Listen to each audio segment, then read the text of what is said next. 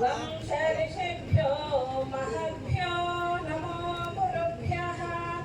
ఓం యుక్తాహార విహారాయ వివిక్తస్థలవాసినే మలయాళైతేంద్రాయ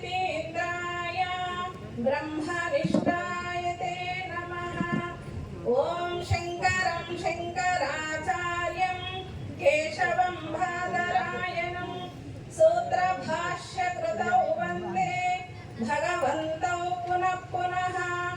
ఓం సహనావవతు సహనౌ భునక్తు సహ వీర్యం కరవావహై తేజస్వినావధీతమస్తు మా విద్విషావహై. ఓం శాంతి శాంతి శాంతి.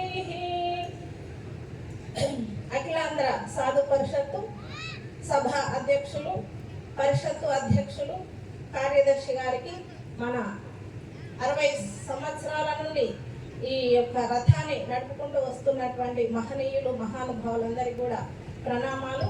ఇక్కడ ఉన్న మీ అందరికీ కూడా స్టేజ్ని అలంకరించినటువంటి సాధు మహాత్ములకు, సాధు మాతాజీలకు ప్రణామాలు.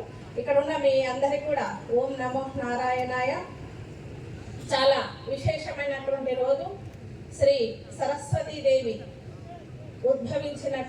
ఆవిర్భవించినటువంటి రోజు. ఆ అమ్మ ఎవరి నా ఉండి ముఖే సరస్వతి అన్నట్టుగా అందరికీ కూడా అమ్మ అవసరమే. కాబట్టి అమ్మ యొక్క జన్మదిన శుభాకాంక్షలు మీ అందరికీ. ఇంతవరకు స్వామీజీలు, మాతాజీ చక్కటి వేద మనం గురుకులంలో ఉండి గురువుగారి దగ్గర ఒక సబ్జెక్టుని నేర్చుకుంటుంటే అలాంటి విషయాలు చెప్తారు. చక్కటి మొదటి రోజు మొదటి పూట ఉదయం చాలా మంచి సందేశాన్ని మనకు అందించారు.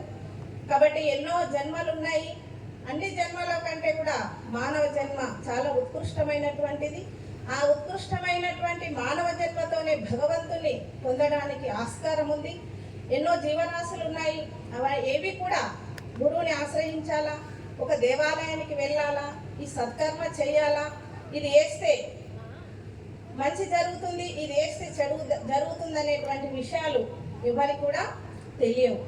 కాబట్టి భగవంతుని పొందడానికి ఇది ఒక మంచి ఉపాధిని ఇచ్చి భగవంతుడు పంపించాడు. ఎన్నో లక్షల కోట్ల మందిలో మనం కొంతమందిని పూర్వజన్మ సుకృతం వనేరనే శత్రు జలాగ్ని మధ్య మహార్ణవే పర్వత మస్తకేవ సుప్తం ప్రమత్తం విషమస్థితం వా రక్షంతి పుణ్యాని పురాకృతాని అని చెప్పబడింది. ఎక్కడెక్కడో చేసినటువంటి పుణ్యం మనని ఇక్కడ వరకు ఈ 60వ అఖిలాంధ్ర సాధు పరిషత్తు సభలు ఈ మధ్య గ్రామానికి తీసుకొచ్చినాయి. అక్కడక్కడ జమ అయినటువంటి పుణ్యమంతా కూడా కూడగట్టుకొని ఇక్కడికి వచ్చినాము. కాబట్టి చాలా సంతోషము. ఒక 2 నిమిషాలు నామస్మరణ చెప్తా పలకండి. విఠల విఠల విఠల పాండురంగ విఠల, విఠల విఠల విఠల పాండురంగ విఠల, విఠల విఠల విఠల పాండురంగ విఠల,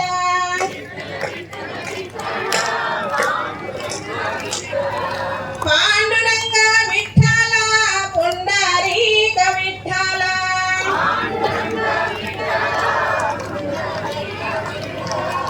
పుండరీక విఠల పాండురంగ విఠల,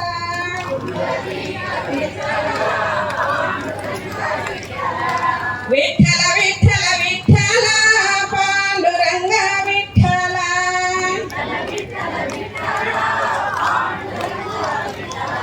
జయ బలో రాజా రామచంద్ర భగవానికి జై. ఇంతవరకు మానవ జన్మ ఉత్కృష్టమని తెలుసుకున్నాము. ఎంతో మంది మహనీయుల ఆశీర్వాదంతోని, ఆశీస్సులతోని, పూర్వజన్మ సుకృతంతోని మనుష్య జన్మ వచ్చింది. అట్లాగే ఎన్నో చరిత్రలు ఉన్నాయి. ఎంతో మంది తరించినటువంటి వాళ్ళు ఉన్నారు. గురు చరిత్రలో ఒక అమ్మ పూర్వజన్మ సుకృతంతోని మంచి పుణ్యాత్మురాలుగా ఉంటుంది. ఆ అమ్మకు అనుకూలమైనటువంటి భర్త లభిస్తాడు. చాలా చక్కగా గృహస్థాశ్రమాన్ని పరిపాలిస్తూ ఉంటారు. అట్లా ఉంటూ ఉండే మరి గృహస్థాశ్రమానికి ఏంటి శ్రేష్టం అంటే సంతానం. పాపం సంతానం మా ముందు ఒక అబ్బాయి పుడతాడు, 2 కళ్ళు ఉండవు. సరే ఏదో మన ప్రారంభ కర్మ అనుకుంటారు. మళ్ళీ ఒక 2-3 సంవత్సరాలకు మళ్ళీ ఒక పుత్ర సంతానం కలుగుతుంది, 2 కాళ్ళు ఉండవు. అట్లా జరుగుతుంది. పాపం ఆ అమ్మ మంచి సాధ్యమని ఏదో పూర్వజన్మ సుకృతంతోని పాపాలతోని ఈ విధంగా సంతానం కలిగిందని ఊరుకుంటుంది. ఒకరోజు మధ్యాహ్నం దత్తాత్రేయ భగవానుడు భిక్షకు వస్తారు. మిట్ట మధ్యాహ్నం అమావాస్య రోజు. అయితే ఆ రోజు పితృతర్పణం చేయాల వాళ్ళ ఇంట్లో. ఇంకా పూర్తిగా వంటలు కాలేదు, భర్త బయటికి వెళ్ళారు. మరి వచ్చినటువంటి అతిథిని ఊరికే పంపడం గృహస్థు యొక్క ధర్మం కాదు, వీళ్ళ ఉన్నటువంటి పుణ్యమంతా అతనితో వెళ్ళిపోతుందని అమ్మ చక్కగా చాలా భక్తిగా శ్రద్ధగా విశ్వాసంతో ఆ గురువు గారికి భిక్ష పెడుతుంది. ఆ గురువు గారు చాలా ఆశ్చర్యపోతారు. అమ్మ, నేను మిమ్మల్ని పరీక్ష పెట్టడానికి వచ్చాను, నీ భర్త ఇంట్లో లేరు, ఈరోజు పితృకార్యము అయినా పితృ వాళ్లకు తర్పణాలు ఇవ్వకుండా వాళ్లకు భోజనాలు సమర్పించకుండా నాకు భిక్ష ఇచ్చావు, కాబట్టి నీకు ఏమి కోరిక కావాలో కోరుకోమని స్వామి అడుగుతారు. స్వామి, అన్నీ ఉన్నాయి కానీ ఒక కోరిక ఉండిపోయింది. ఏ స్త్రీకైనా పుత్ర సంతానం బాగుంటే ఆ వంశం అంతా కూడా వృద్ధి పడుతుంది. కాబట్టి నాకు 2 కొడుకులు ఉన్నారు, ఒక కొడుకుకు 2 కళ్ళు లేవు, ఒక కొడుకుకు 2 కాళ్ళు లేవు. కాబట్టి ఆ పుత్రులతోని మేము ఏ విధంగా తర్వాత అంటే పిండ ప్రదానం చేసే వాళ్ళు మాకు సక్రమంగా లేరు అంటుంది. సరే అమ్మ, తప్పకుండా నీకు సంతానం కలుగుతుంది అంటారు. అట్లా కాదు, మీలాంటి మహనీయులు మహాత్ములు సత్పురుషులు ఎవరైతే ప్రపంచాన్ని ఉద్ధరిస్తారో వాళ్ళలాగా నాకు మీరే ఒక పుత్రుడుగా కావాలని ఆమె కోరుకుంటుంది. సరే అమ్మ, తప్పకుండా అని చెప్తారు. కొంతకాలానికి మంచి తేజస్సు కలిగినటువంటి ఒక పుత్రుడు ఉదయిస్తాడు. పుట్టగానే ఏం చేస్తాం మనం? జాతక కర్మ చేయిస్తూ ఉంటాం. ఆ జాతక కర్మ అప్పుడు బ్రాహ్మణులు వస్తారు. జాతక కర్మ చూసి, అమ్మ, ఈయన అవతార పురుషులు మీ ఇంట్లో ఉండి మిమ్మల్ని ఉద్ధరించడానికి పుట్టలేదు, ఈయన తిరుగుతూ తిరుగుతూ దేశ సంచారం చేస్తూ చేస్తూ అందరికీ సన్యాసాలు ఇచ్చేటటువంటి ఒక సత్పురుషుడు ఉన్నాడు. మరి ఈయన ఎప్పుడు ఇల్లు వెళ్తామంటే అప్పుడు పంపియండి, మీ దగ్గరనే ఉంటాట్లా సమంజసం కాదు అంటారు. సరే, ఉన్న రోజులైతే ఉండని అని అనుకుంటారు. చాలా చక్కగా అబ్బాయి కూడా మంచి విద్వాంసుడు, విద్యావంతుడు, బుద్ధిమంతుడు అవుతాడు. తల్లిదండ్రులకు ఎలాంటి ఇబ్బంది లేకుండా చక్కగా సేవ చేస్తూ ఉంటాడు. సరే, పెళ్లి సమయం వచ్చిన తర్వాత ఏం చేస్తారు? తల్లిదండ్రులు చిన్నప్పటి విషయాలన్నీ మర్చిపోయి ఆ 2 కొడుకులు వికలాంగులుగా ఉన్నటువంటి విషయం మర్చిపోయి చాలా ఆనందాన్ని అనుభవిస్తూ ఉంటారు. అప్పుడు నాకు విషయం తెలుస్తుంది. తెలిసి, అమ్మా, నేను ఈ ప్రపంచంలో పంచభూతాలతో కూడుకున్నటువంటి స్త్రీని కానీ ఇక్కడ ఈ కళ్యాణం నేను చేసుకోను, నేను లోక కళ్యాణార్థం పుట్టాను, లోక కళ్యాణం జరిపించడానికి చేయడానికి నేను వెళ్ళాలా, నన్ను పంపించమ్మా, నాకు ఆశీర్వదించండి అంటుంది. సరే నాయన, మరి నువ్వు వెళ్ళిపోతావు, మా గతి ఏమిటి, మా గత్యంతరం ఏమిటి అంటే అప్పుడు ఆయన ఒక దివ్య దృష్టితోని 2 కొడుకుల కళ్ళు వస్తాయి. మరి ఇంతేనా? ఇన్ని రోజులు కష్టపడి ఎన్నో నోములు నోసి వ్రతాలు చేసి ఎంతో చేసి కన్నాను, నువ్వు హాయిగా వెళ్ళిపోతే ఎట్లా? మాతృ రుణం తీర్చుకోవా అంటుంది. అప్పుడు ఆయన చెప్తారమ్మా, రుణానుబంధ రూపేణ పశుపత్ని సుతాదయ రుణక్షయే క్షయం యాంతి కాతత్ర పరిధేవన. ఇవన్నీ కూడా రుణంతోనే ఉన్నాయి. కాబట్టి మాతా నాస్తి పితా నాస్తి నాస్తి బంధు సహోదర అర్థం నాస్తి గృహం నాస్తి తస్మాత్ జాగృత. అమ్మ, ఎన్నో జన్మలు ఎత్తాను, ఎన్నో జన్మలుగా తల్లి తండ్రి గురువు బంధువులు అందరూ ఉన్నారు. కాబట్టి ఇదంతా కూడా అశాశ్వతమైనటువంటి మాతా నాస్తి పితా నాస్తి నాస్తి బంధు సహోదర అర్థం నాస్తి గృహం నాస్తి. మనం సంపాదించిందంతా మరి మీ ఎమ్మటి వస్తుందా అంటే రాదు. మరి మీరు కట్టినటువంటి ఇల్లు మీతో వస్తున్నాయంటే రావు, ఇవన్నీ ఇక్కడనే నశించిపోతాయి.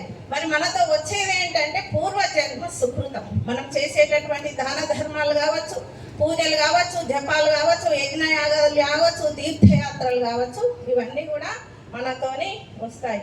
కాబట్టి జన్మ దుఃఖం, జరా దుఃఖం, జాయా దుఃఖం, పునః సంసార సాగరం దుఃఖం, తస్మాత్ జాగృత. కాబట్టి జన్మ వచ్చింది, మళ్ళీ వచ్చినటువంటి జన్మ అశాశ్వతం, శాశ్వతమైనటువంటిది కాదు.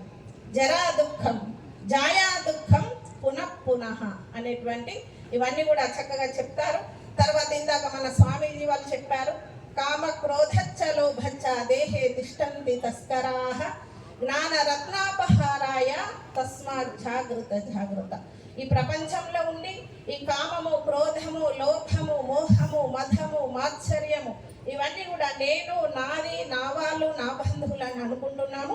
కాబట్టి ఇదంతా కూడా అమ్మ, ప్రపంచం శాశ్వతం కాదు, శాశ్వతమైనటువంటి ఒక పరమాత్మ ఉన్నాడు. ఆ పరమాత్మని తెలుసుకోవడానికి మీరు తెలుసుకోండి. నేను కూడా ఇక్కడనే ఉంటే ఒక తల్లికి పరిమితంగా నేను జన్మించలేదు. ఇంకా ఎంతో మంది తల్లులు ఉన్నారు, వాళ్ళందరినీ ఉద్ధరించడానికి నేను బయలుదేరుతున్నాను, నాకు అనుమతి ఇవ్వండి అని అనుమతి తీసుకొని అక్కడ నుండి బయలుదేరుతారు. కాబట్టి ఎంతో చక్కటి వేదాంతాన్ని చెప్తారు. ఎందుకంటే ఇప్పుడు మనకు తెలియకపోయినా తెలిసిన వాళ్ళ దగ్గర తెలుసుకొని దాన్ని ఆచరించి అనుభవించడం. ఇందాక మాతో చక్కని ఉదాహరణ చెప్పారు. చీకటి ఉందని తెలిసింది, దీపం పెట్టాలని తెలుసుకున్నాము, కానీ దీపం పెట్టలేము. పెట్టకుంటే ఏమైతుందని అనుభవానికి రాలేదు. అలాగా ఇంకా ఎన్నో ఆధ్యాత్మిక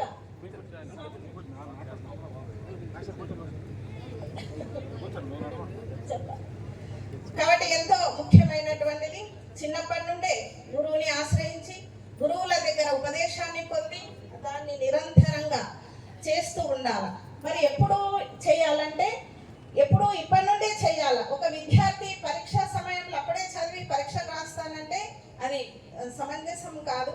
స్కూల్ ప్రారంభం నుండి చదువుతా ఉంటే ఆ చివరిలో మనం పరీక్షలు రాసి ఉత్తీర్ణులు కావడానికి ఉంటుంది.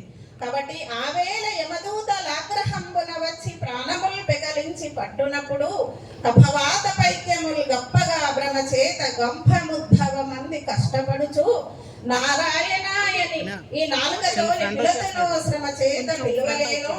కాబట్టి ఆ శేషప్ప కవి చక్కగా అంటారు, మన మంచంలో పడ్డప్పుడు, మన శరీరం స్పృహ లేనప్పుడు, మన నోట్లో కఫం నిండినప్పుడు, కళ్ళల్లో పూచులు వచ్చినప్పుడు, నోట్లో తెమడ వచ్చినప్పుడు కఫవాత వైద్యములు గొప్పగా భ్రమ చేత గంప ముద్భవ మంది కష్టపడుచు నా జిహ్వతో నిన్ను నారాయణాయని పిలతును శ్రమ చేత పిలవలేను నాటికిప్పుడే చేసేదా నీ నామ భజన.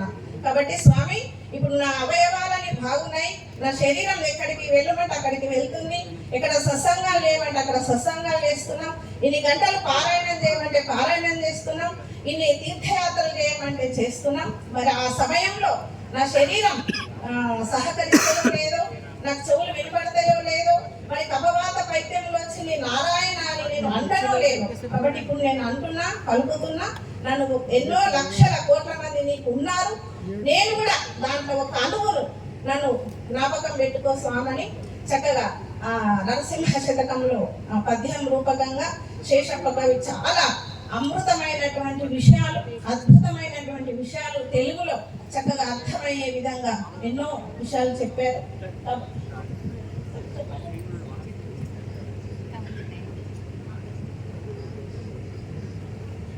ఈ అవకాశం ఇచ్చినటువంటి స్వామిజీ వాళ్లకు ధన్యవాదాలు. హరి ఓం తత్సత్.